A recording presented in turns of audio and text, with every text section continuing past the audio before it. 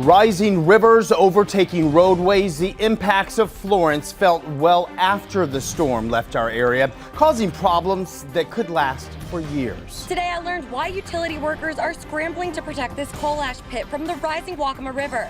The health risk associated with this chemical waste if the floodwaters rush in. Ahead on WMBF News at 6. It's a story we're hearing time and time again in the aftermath of Florence. People who have just recovered or are still recovering from Hurricane Matthew preparing to lose their homes again. How they're saving what they can as creeks, rivers, and the intracoastal waterway keep rising.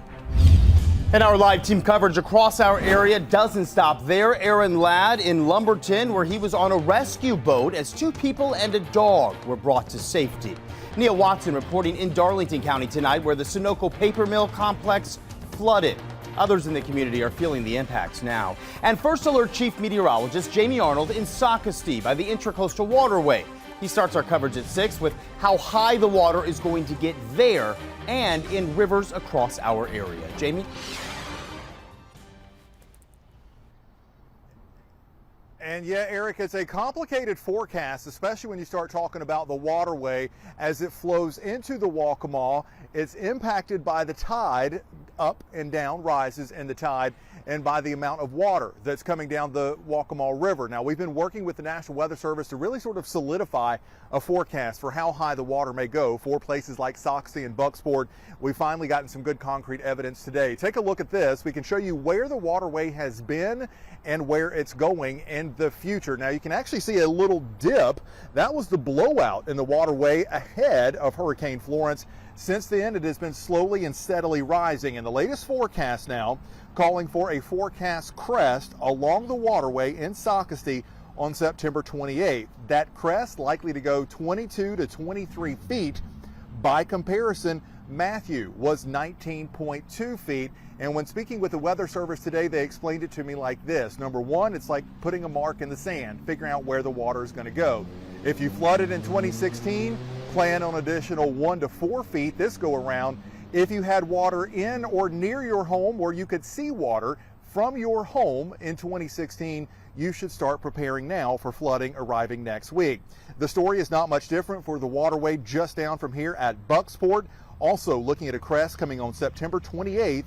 The old record set just 2 years ago at 23.7 feet will be shattered by a forecast crest there in Bucksport of 28 feet as we head again towards September 28th. We're going to have more on the rest of the rivers, the Waccamaw River, the Lumber River, and the Petey Rivers coming up. For now, though, we'll send it over to Robert with thankfully what continues to be a drier forecast. Robert. Yeah, we do continue to see improvements here. It's not completely rain-free tonight, but the downpours we're seeing, they are small. In fact, they're not as widespread as we saw yesterday evening, and they aren't going to cause any additional flooding problems, but it will provide some quick rounds of rain right now across the central portions of Florence County, pushing down Pamplico Highway towards Pamplico, and a couple little downpours near Marion County. In fact, getting a little bit of lightning right now outside of Marion along 501. This will be pushing towards Galvin Sperry here over the next few minutes. Anything we see tonight will likely wind down by 8 to 9 o'clock. Then the winds switch out of the north starting tomorrow morning. Drier air filters in 60s and 70s and an improving forecast as we get through the rest of the week. I will get your 7-day forecast and the next chance of rain. That's here in a couple more minutes. And Robert, we have new details at 6 regarding the possibility of drinking water being contaminated because of a coal ash pond and rivers flooding. Santee Cooper says hundreds of thousands of tons of coal ash piled at the old Granger facility. Aaron Edwards tells us what kinds of risks there are and what's being done to stop the pollution. Santee Cooper has been working to remove the coal ash pile over here since 2014. There's still 200,000 tons of it over there, and they're worried that flooding from the Waccamaw River could reach that pile. We're going to see horrible flooding with water coming down the river this time. I mean, Matthew is really bad. This is expected to be much higher than Matthew. As rivers continue to rise, flooding homes and streets is not the only issue in the city of Conway. Our main concern with the Waccamaw River right now is that it could flood the coal ash ponds at the old Granger facility. And the problem with that is if it does flood and inundate those sites, we could end up having potential contaminants in the river. Southern environmental law litigator Frank Holman tells me SEL, the Waccamaw River Keeper, and the Coastal Conservation League filed a lawsuit against Santee Cooper back in 2014 to get them to remove the Granger coal ash pile. Santee Cooper agreed and began removing the 1.6 million tons. We're down to 200,000 tons. But those still have to be contained. Waccamaw Riverkeeper Cara Schildknecht says coal ash contains heavy metal like arsenic, mercury, lead, selenium, and those can be potentially harmful to humans and animals. Concern is over those trace metals, but DHEC has said that it wouldn't affect any water treatment plants. While Santee Cooper says it's unlikely, Southern environmentalists say contaminating drinking water could be possible. But another issue it could bring does impact fish, and some of those products can be bioaccumulators, which means once they enter the food chain, they kind of climb up into further in the food chain. Now, if you eat fish out of the river and they're contaminated with those heavy metals, then you're going to have a problem. And getting contaminants out of the river could be difficult.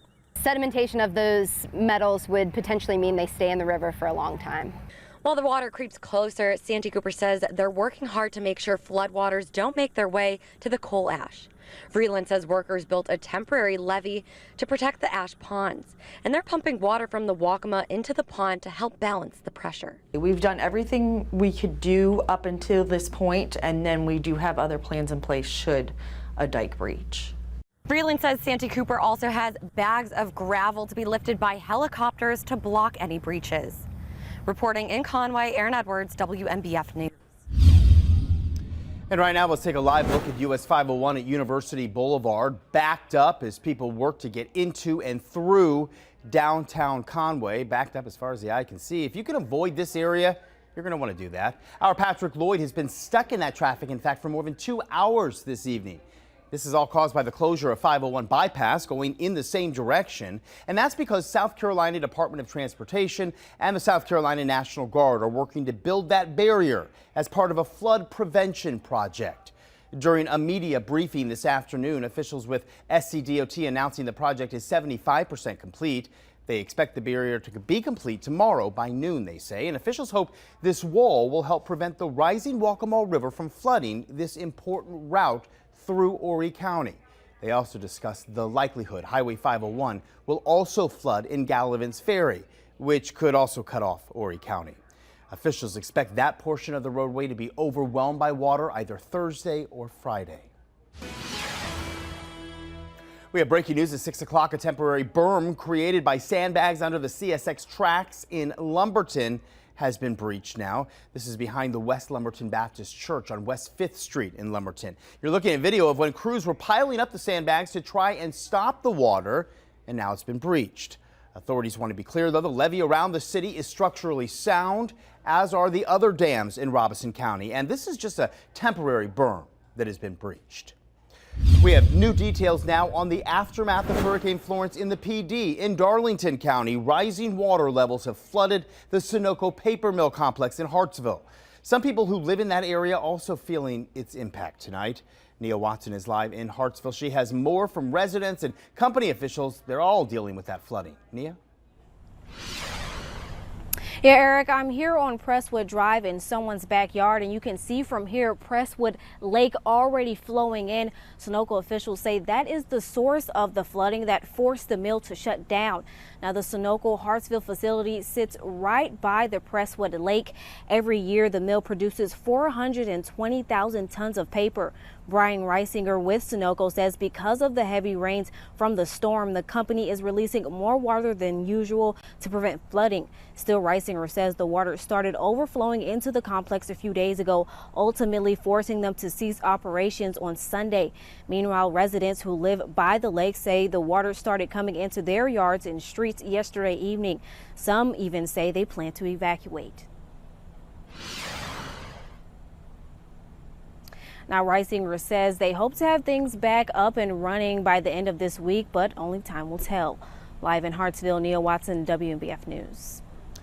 Flooding causing desperate situations in neighborhoods across the area as roads become impassable. The life-saving measures underway in parts of Lumberton. when WNBF News at 6 continues.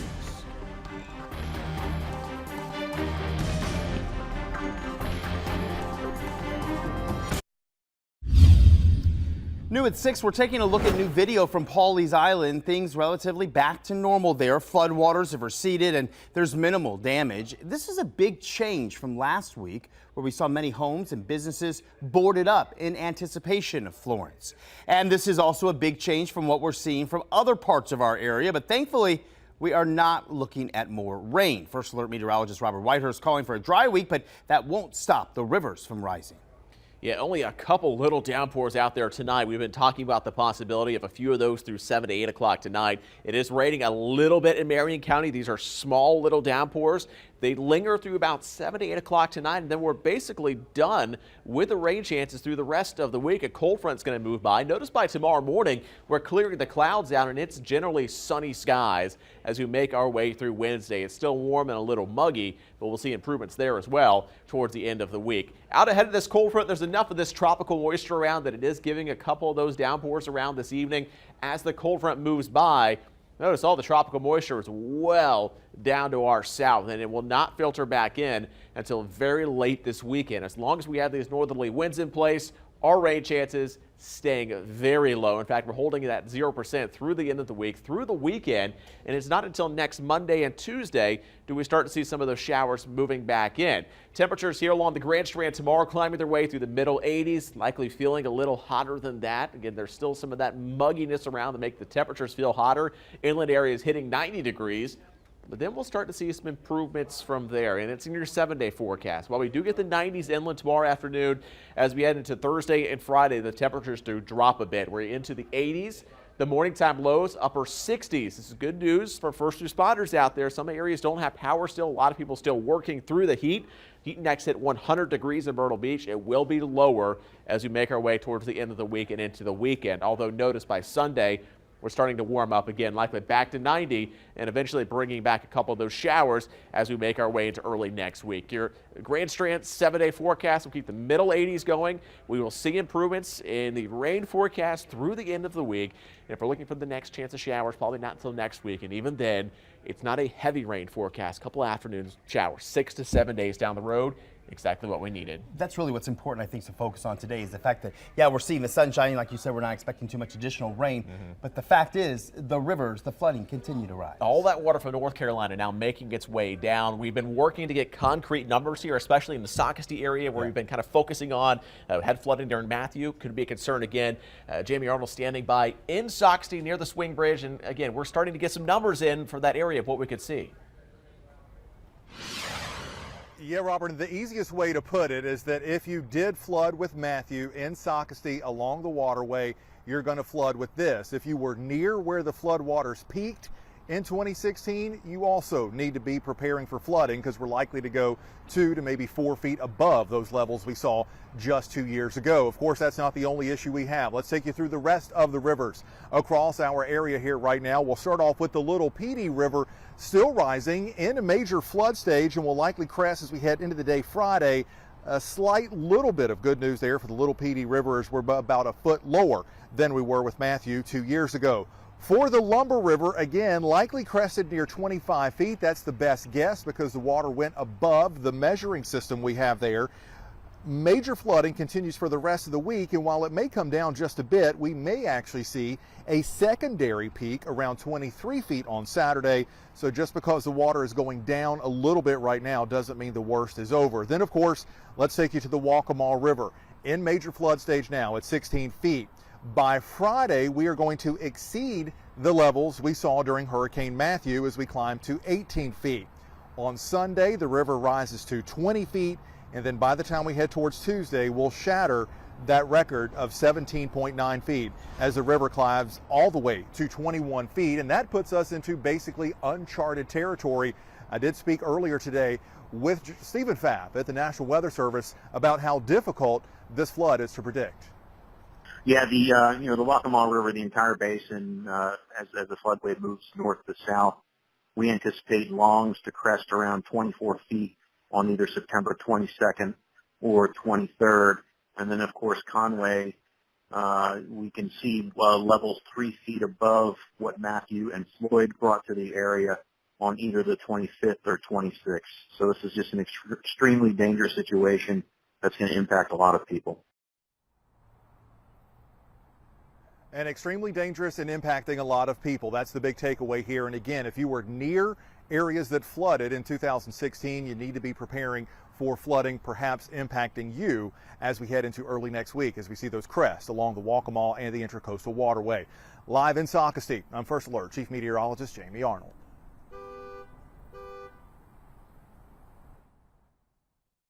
Right now in Robeson County, Jamie, 2 men are recovering after being rescued from their Lumberton home. Our Aaron Ladd was on the boat that helped bring the pair to safety. He's live now in Lumberton with more on this story. Aaron. Eric, still in Lumberton. As you can see, some areas here still dealing with some of the severe flooding here. The Wendy's behind us. No customers, just water. And we spent the night with the Raft Swamp Fire Department, slept there, and early this morning we got to tag along with them as they actually saved 2 men who were experiencing flooding. A residential road in Lumberton underwater, but one member of the family left behind.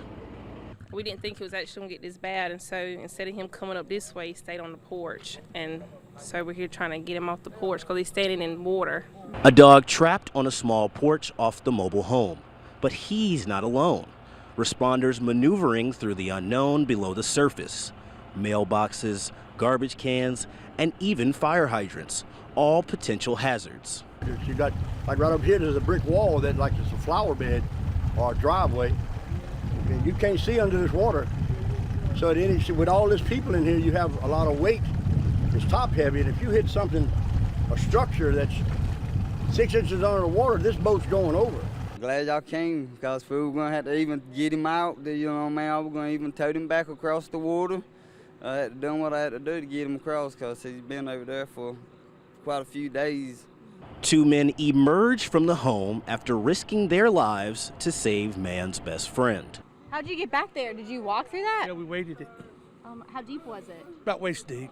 Left to rebuild for a second time what Matthew and now Florence destroyed. This is the second time you lost it? Yes, it is. What are you going to do? We're not sure right now. Yeah. Now we actually have an update to this story. During our 4 p.m. hit, we stayed on Pine Log Road and gave you an update on the conditions there. And we actually saw the dog that was rescued still stranded there. But there is a good news update to that story. One of the first responders, Sebastian, with the Raft Swamp Fire Department, actually rescued him. Sebastian's with the Cajun Navy, and he took him back to Louisiana. So there's a good news ending to that one. Live in Lumberton, Aaron Ladd, WMBF News. Dog deserves a safe home. It is a sentiment echoed across our area as people in both the PD and the Grand Strand prepare to leave their homes for yet another historic flood. How some Horry County residents are handling this time around differently than with Matthew 2 years ago. That's coming up in just 3 minutes.